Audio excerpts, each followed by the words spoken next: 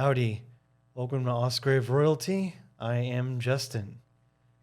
So, we are in the midst of concluding our Season 3 on Bolen's Gods and Goddesses. I really hope you all have enjoyed the ride so far. Last video, we talked about kind of summing up the goddesses and my thoughts on what we've covered, as well as Bolen's critical kind of ultimatum to women to make a choice as to what kind of path they want to follow, or to not make a choice at all. In this video, we'll talk about the gods. Just my closing thoughts, Bolen's closing thoughts on the gods in her view, as well as my own in terms of what we've covered and what I see in myself and all that. Wow, almost completed the third season. It's this channel's an early adolescent now, I suppose. For the OGs who have been on the ride with me, appreciate it. I want to start with actually something unusual. I'm going to read quite a lengthy passage. I just think it's really valuable from the book. The book in the flesh here. And yeah, get the book, basically. For a lot of reasons, but yeah, I really hope this is like the mission statement of this channel is to send the flare up as in terms of to what ideas I think are fun or could be useful for you. And it's up to y'all to make the journey to where the flare is. I can only send up the flare. Anyway, I'll start with this passage and then I'll talk about my thoughts on all this. So this is from the book. The Missing God. There is a missing god among the Olympians, the son of Metis and Zeus, whose birth was foreseen, and who was to supplant his father Zeus and rule with an all-loving heart. I'm pausing here. Note that Zeus is not all loving. Check out the video on that. He just represents order and the meta and the way things are. My house, my rules, my way or the highway. Yes, they're from a certain perspective that could be a loving heart, but that's more of an authoritarian kind of attitude that Zeus has, not really coming from love, basically. That's the difference here. For him to be born, Metis, feminine wisdom, would have to emerge once more into Western culture and into our consciousness. A son of Metis and Zeus would have had an exceptional pair of parents. When the great goddess in her several aspects was the mother god, fatherhood was not important, possibly not even recognized. When the sky father gods established patriarchal supremacy, the pendulum swung the other way. Goddesses and women were subjugated, which has been the historical and the biological condition, the historical and theological condition for several thousand years now. Male gods have had dominion, and none of them, either in Greek mythology or in Judeo-Christianity, has had both a strong and wise mother and a powerful and loving father. Few humans have either. A note here real quick is that she's writing in the 80s. So I think terms like patriarchy and feminism and all that, they mean slightly different. That's a whole other conversation, which I've talked about in a few other videos in this series. But just, I'm giving her the benefit of the doubt on those terms, which are kind of charged. Anyway, so we're talking about the missing god. the son of Metis, as a new archetype.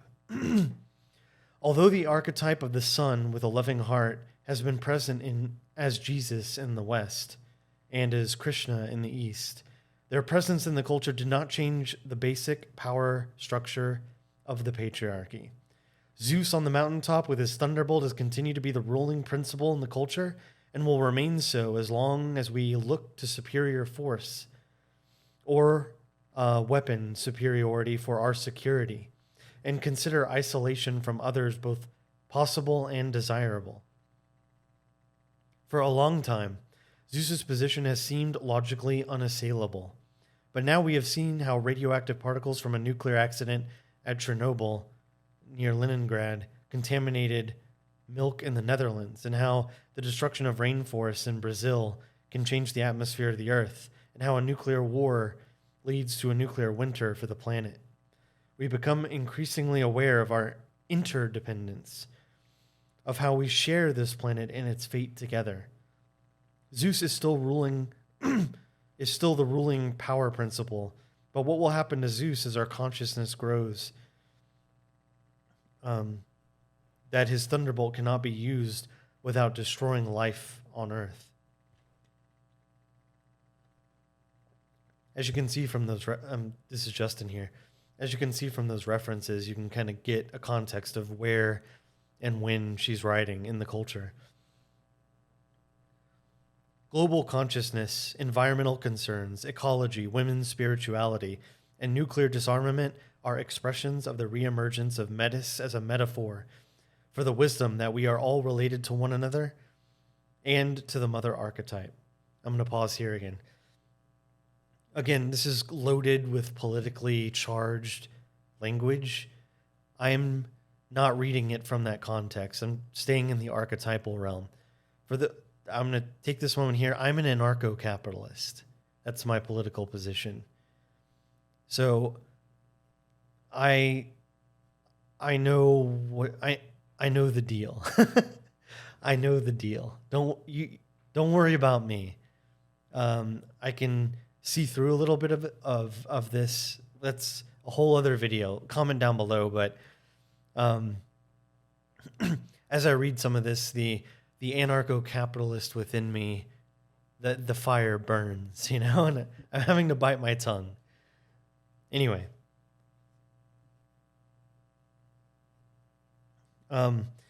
This is a time of cultural transition, a time of remembering Metis as feminine wisdom, as Mother Nature, as the sacredness of Earth, or the divinity of God the Mother returns to the culture, at the same time that the father archetype, as seen in contemporary men, is changing. New archetypes and morphic fields.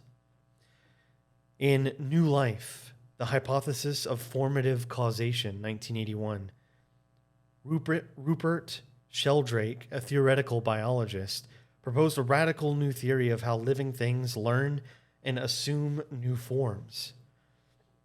His theory provides an explanation of how new archetypes can come into being, and thus how human nature could change. Sheldrake's hypothesis is this: when a behavior is repeated often enough, it becomes morphogenetic, or form-shaping field. This field, which Sheldrake now calls morphic, has a kind of cumulative memory based on what has happened to the species in the past. Sound familiar? All members of the species, not just living organisms, but also protein, molecules, crystals, even atoms, are tuned into their particular morphic field, which ranges across space and time through a process called morphic resonance. In the realm of crystals, for example, the theory says that the form or structure the crystal takes depends on its characteristic field. Moreover, a new compound would be hard to crystallize the first time, but after the first time, it should get easier and easier to crystallize because of the influence of the morphic field, or memory, of each previous crystallization. This fact is very well known among chemists, notes Sheldrake. I'm going to pause here. I think this is amazing stuff. I've said on the channel before, going from 0 to 1 is always the hardest. With this YouTube channel, making the first video was the hardest. Hell, I'm still in it. The channel's still in its infancy. I still bumble around like an infant. And I'm not into outer space yet. Like launching a rocket, right? All the fuel is burnt just getting the damn rocket into space. That's the hard part. Even though it's based on time, very brief compared to orbiting and all that. It spends more time up there, but it takes a lot of energy to at least get you up there, you know? Going from 0 to 1 is very difficult. But after that, it gets easier. Just like getting launched, once you're in orbit, it's easier to navigate. You don't need as much fuel to move around. But again, from Earth to space, from 0 to 1, that's a lot. So applied to us, Sheldrake's theory explains how fundamental or archetypal changes in human beings might also come about. At first, a change in attitude or behavior is difficult, but as more and more individuals change, it becomes progressively easier for other people to do so, and not just through direct influence. According to Sheldrake, people tune into the new pattern within the morphic field through morphic resonance and are affected by it, explaining how change becomes progressively easier.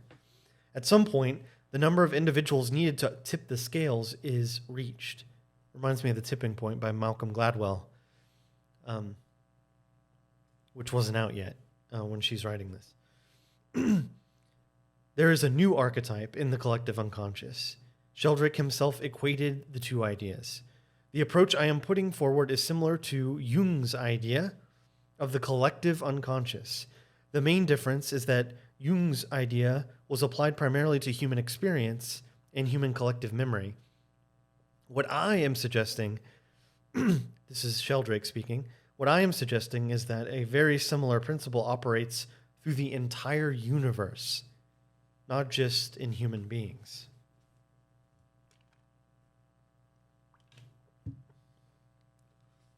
The 100th Monkey, a contemporary myth.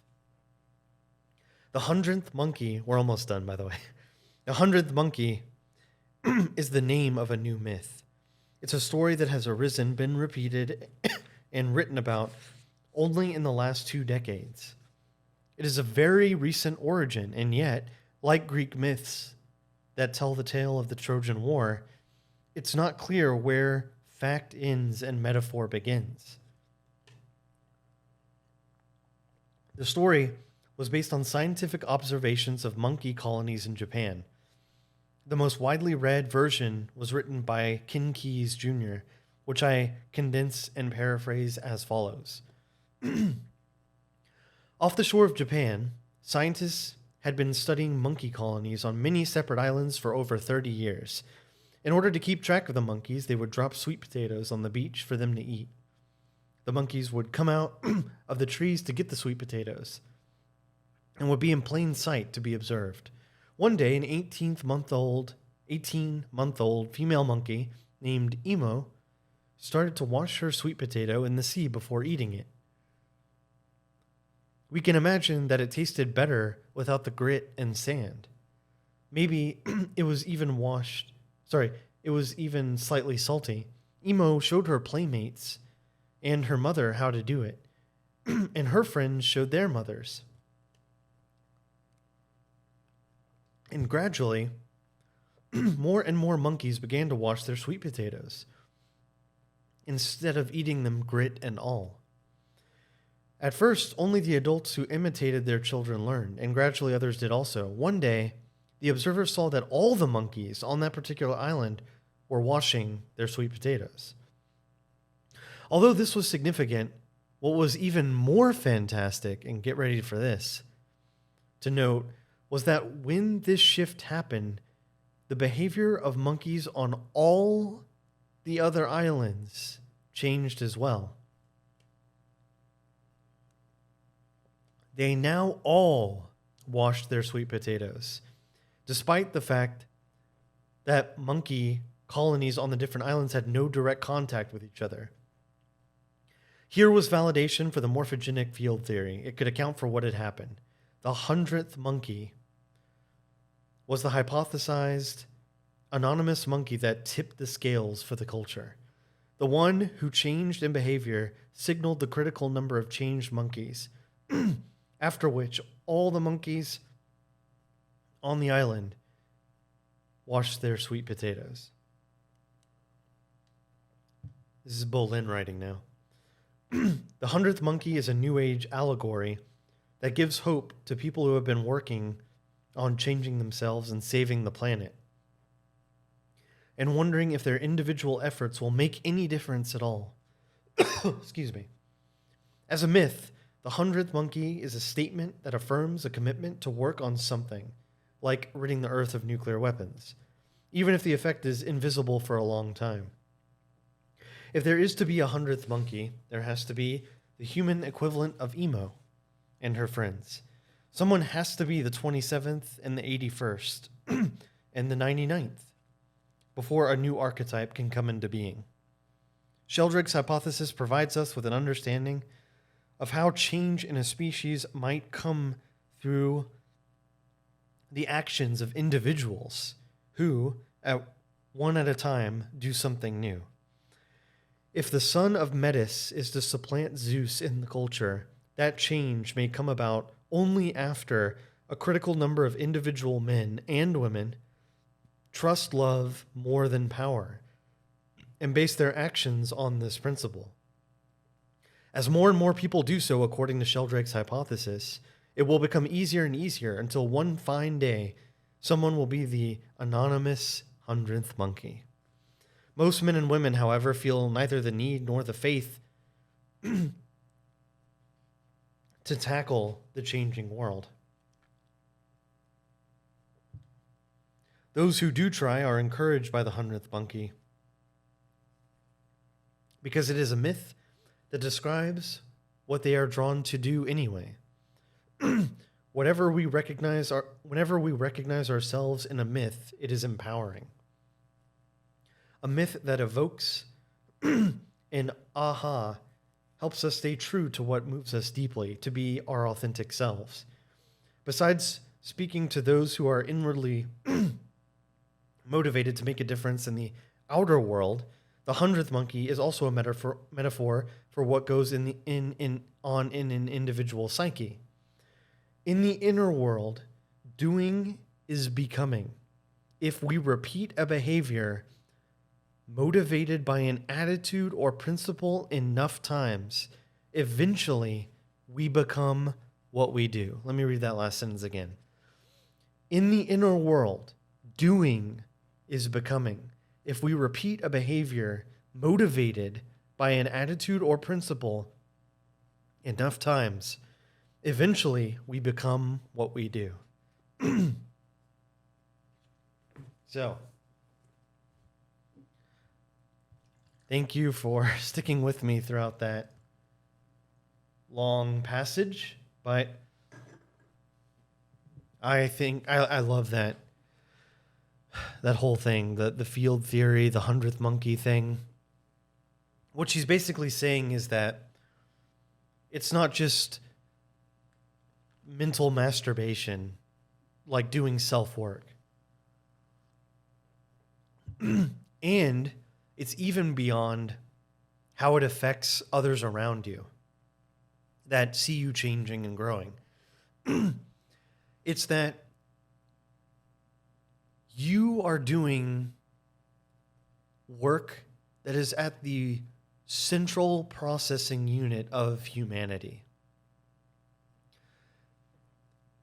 If the field theory is correct, and I like to believe it's true, I kind of do believe it's true.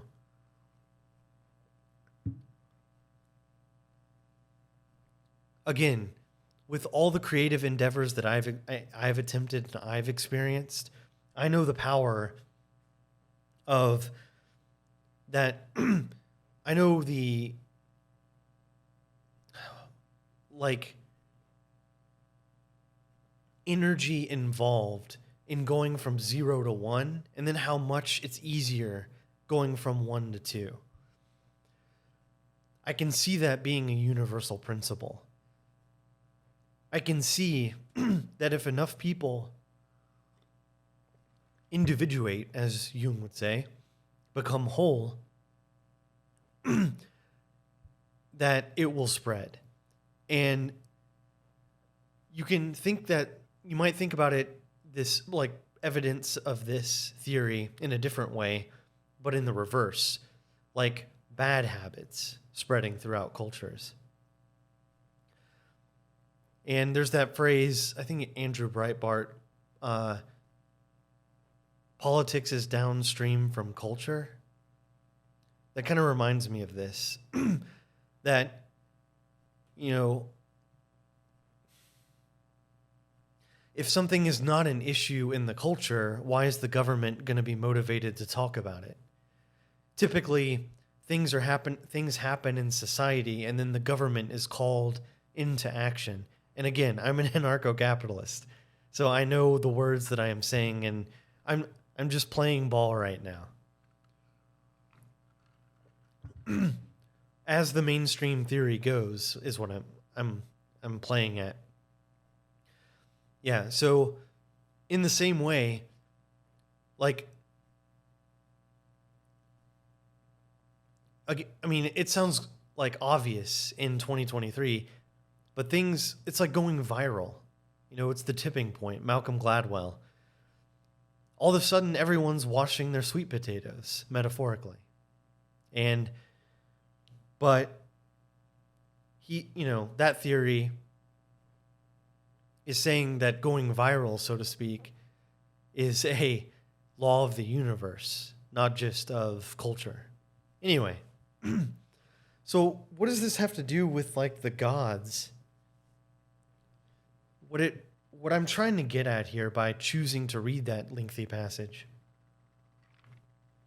and spending most of the video on it is that this is not a waste of time, and it is not an insignificant characteristic of men to want to provide and protect and to have a legacy. And hell, just increase one's personal power. I want y'all to know that doing work, like self-work, like thinking about the gods and goddesses in your life, you may think that you are doing this for your own selfish benefit. But I want you to know that by you taking the time to do this work, you are actually bettering all of humanity and all humanity to come. You're the nutcase talking about these gods and these archetypes and all this crap. You're washing that sweet potato, man. And everyone thinks you're nuts. Well, we know how that turns out, right? Working on yourself is bettering humanity. If you want to do some good, there are worse. I mean, it's hard to think of a better way. So I want to conclude here just with some closing thoughts on like the gods that we've covered. Well, let me know what y'all think about that morphic field theory. I've said this before, but the god I think I can most relate to is Dionysus. And especially his characteristic of becoming like a flow state. And I'm a very creative, I'm an outsider as well. So Dionysus was an outsider. Whenever he met someone, they either loved him or hated him. Very few people I've noticed in my life, are just indifferent to me. That they think I'm just another guy, like a random normal dude. I am not a normal dude. I'm talking about gods and goddesses and archetypes. I've done stand-up comedy. I've made electronic music. I'm into boxing. Like, I like anime. I like indie films. I like acoustic music and like Tiesto. Like, I like all kinds of crap. There's nothing about me that's normal. In that way.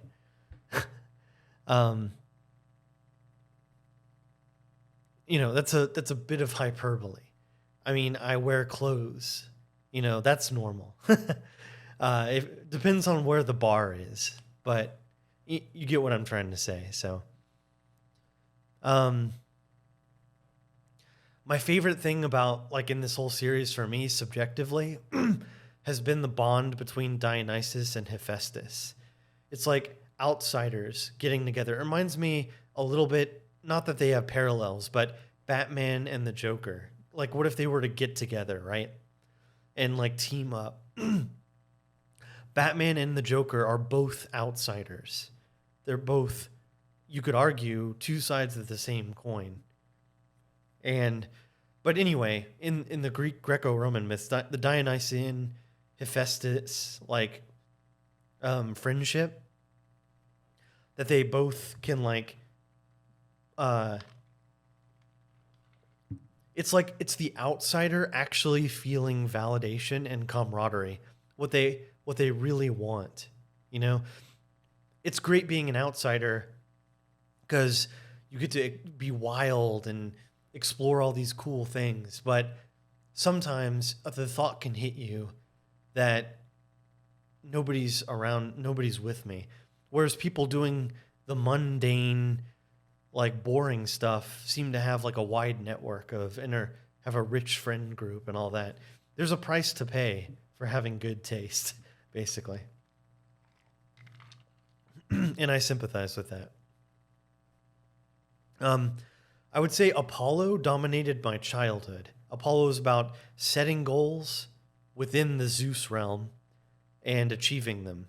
And I'm a little bitter because I have student loans and stuff.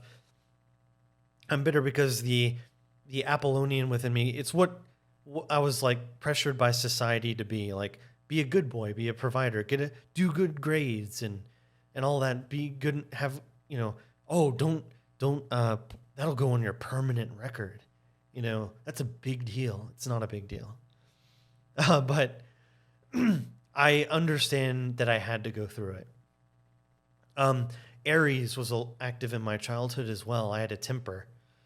And I was very, very competitive. And physically active.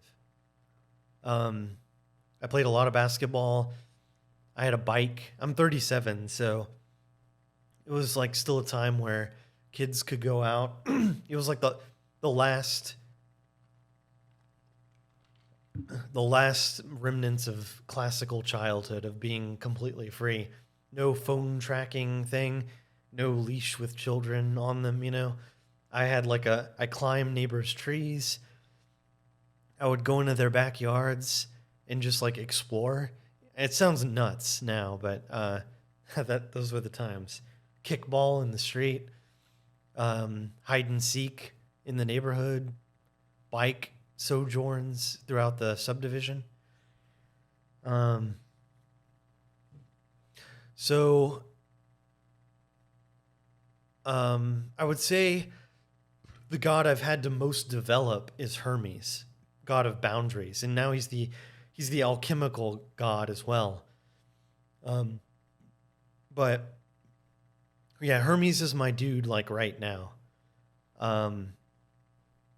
Like, I'm obsessed with learning about Hermes and how he can communicate with all these different realms, and see the video on that for more on that.